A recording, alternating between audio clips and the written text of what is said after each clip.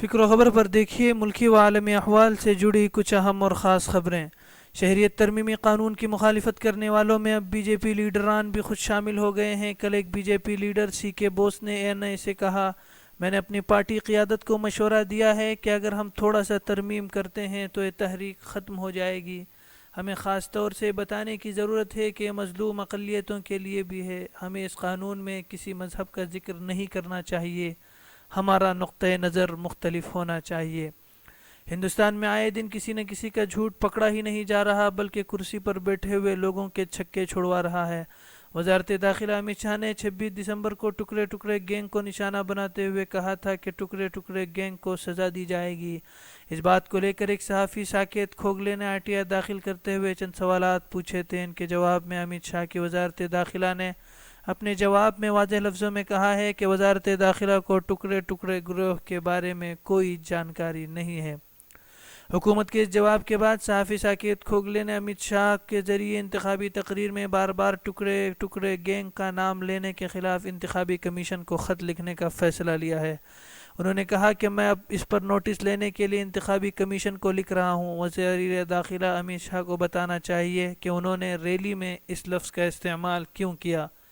واضح رہے کہ اس ٹکڑے ٹکڑے گینگ کی بات 2016 میں JNU میں تحریک کے وقت شروع ہوئی تھی، جسے بی جے پی اپنی راجنیتی چمکانے کے لیے اور ہر پتلی اور نازک گلی سے نکلنے کے لیے ہر بار استعمال کرتی ہے۔ اگلے مہینے ہونے والے دہلی اسمبلی الیکشن کی تیاریاں سبھی پارٹیاں زوروں پر کر رہی ہیں، لیکن اسی درمیان بی جے پی کے لیے ایک بری خبر سامنے آ رہی ہے۔ NDA کی ایک اہم پارٹی شرومنی اکالی دل نے بی جے پی سے رشتہ توڑنے کا اعلان کر دیا ہے۔ پارٹی لیڈر ایم سرسا کا کہنا ہے کہ بی جے پی اور اکالی دل کے پرانے رشتے رہے ہیں۔ سکھبیر بادل نے جو شہریت قانون سے متعلق اسٹینڈ لیا، اس پر بار بار گفتگو ہوئی اور سوچا گیا کہ اکالی دل کو اپنے رخ پر دوبارہ غور کرنا چاہیے، اس لیے ہم نے دہلی میں الیکشن نہیں لڑنے کا فیصلہ کیا ہے۔ انہوں نے مزید یہ بھی کہا کہ شرومنی اکالی دل کا ماننا ہے کہ NRC کو نافذ نہیں کیا جانا چاہیے۔ ہم نے CA کا استقبال کیا، لیکن ہم نہیں چاہتے کہ کسی ایک مذہب کو اس سے باہر رکھا جائے۔ شہریت ترمیمی قانون کے خلاف ملک کے کئی حصوں میں تاریخی اور الگ الگ قسم کے احتجاجی مظاہرے ہو رہے ہیں۔ پنجاب میں کئی روز سے جاری احتجاجی مظاہرے کے دوران سبھی مذاہب کی خواتین نے مل کر CAA کے خلاف اپنے خون سے عہد نامہ تیار کیا۔ بتایا جا رہا ہے کہ ایسا پنجاب کی تاریخ میں پہلی بار ہوا ہے۔ تمام مذاہب کی خواتین کے خون سے تحریر کردہ عہد نامے میں لکھا ہے کہ اپنے خون کے آخری قطرے تک آئین کو توڑنے کی سازش کے تحت بنائے گئے اس قانون کے خلاف متحد ہو کر احتجاج کرتی رہیں گی۔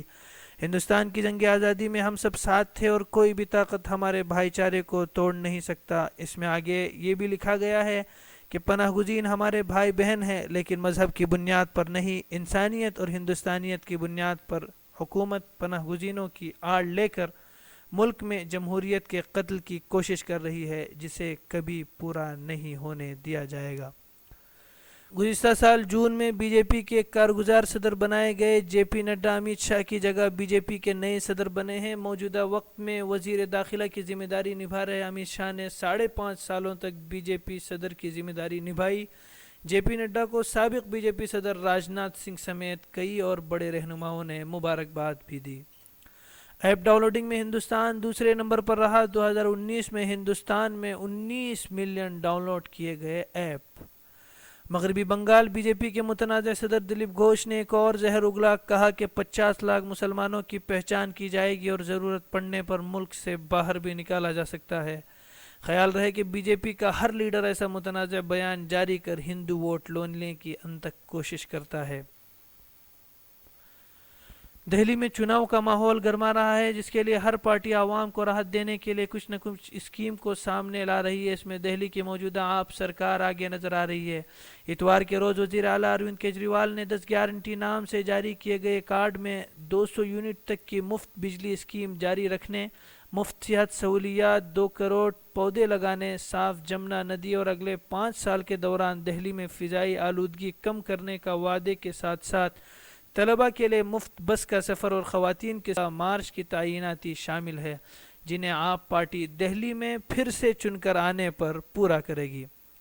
مخالفت کی آواز بلند کرنے کے لیے پوری دنیا میں مشہور ہو چکے دہلی کے شاہین باغ میں شہریت ترمیمی قانون اور این آر سی کے خلاف دھرنے پر بیٹھی خواتین نے B J P I T cell chief Amit Malviya کو حد کی عزت کا نوٹس بھیجا ہے۔